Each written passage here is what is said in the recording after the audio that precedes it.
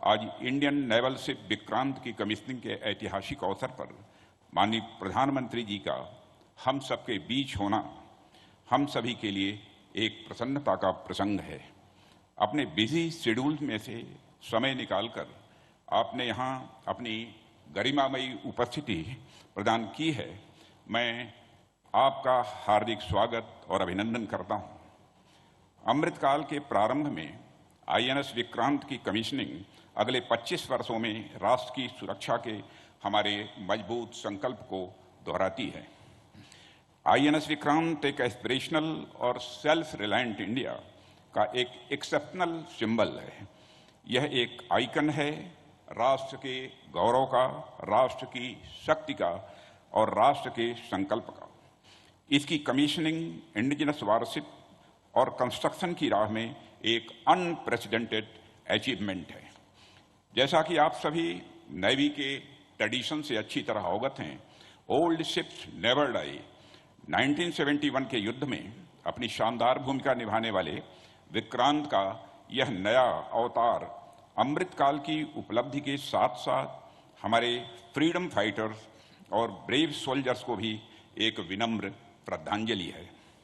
साथियों, बदलते समय और परिस्थितियों के अनुसार अनइंटरप्टेड मैरीटाइम ट्रेड के संचालन के लिए भारत के मैरीटाइम इंटरेस्ट को सिक्योर रखना इंडियन नेवी की सिग्निफिकेंट रिस्पॉन्सिबिलिटी है। मुझे पूरा विश्वास है कि इस जिम्मेदारी के एग्जीक्यूशन के लिए एयरक्राफ्ट कैरियर से बेहतर माध्यम और कुछ नहीं हो सकता है।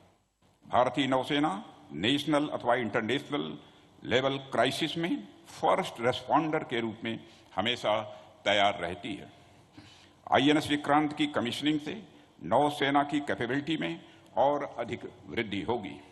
मित्रों, आईएनएस विक्रांत की कमीशनिंग इस बात की पुष्टि है कि आत्मनिर्भर भारत का हमारा प्रयास कोई आइसोलेटेड पॉलिसी नहीं है।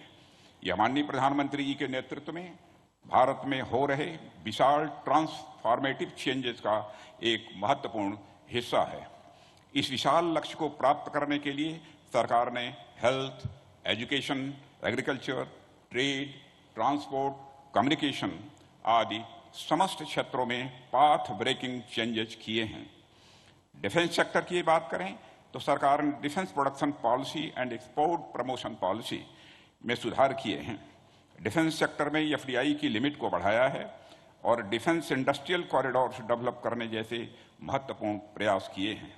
इसके साथ इस वर्ष कैपिटल एक्विजिशन बजट का 68% यानी लगभग 85,000 करोड़ रुपए डोमेस्टिक इंडस्ट्री के लिए निर्धारित किया जाना, आर्म्ड फोर्सेस और डीपीएसयू द्वारा इंपोर्ट्स को मिनिमाइज करने के लिए 3 पॉजिटिव इंडिजनाइजेशन लिस्ट जारी किया जाना भी डिफेंस सेक्टर में आत्मनिर्भरता की ओर उठाए गए ये हमारे महत्वपूर्ण कदम हैं।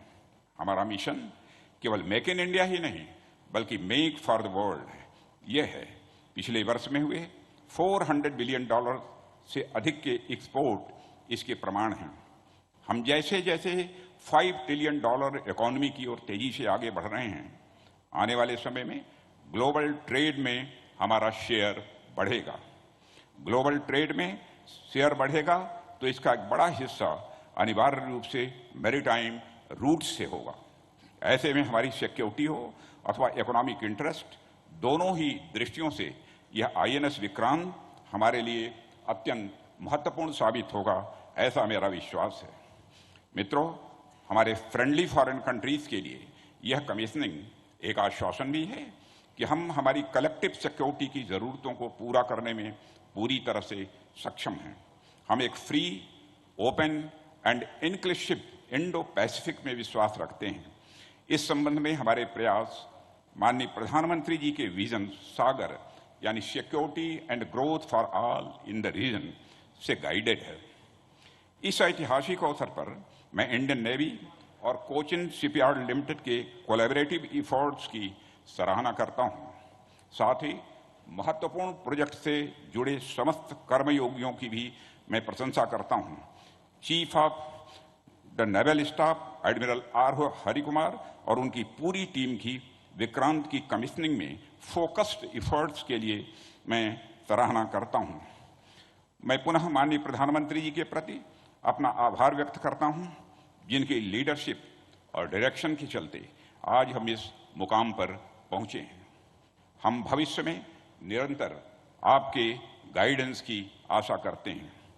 मैं INS विक्रांत के कैप्टन और क्रू के भविष्य के प्रयासों में सफलता की कामना करता हूं।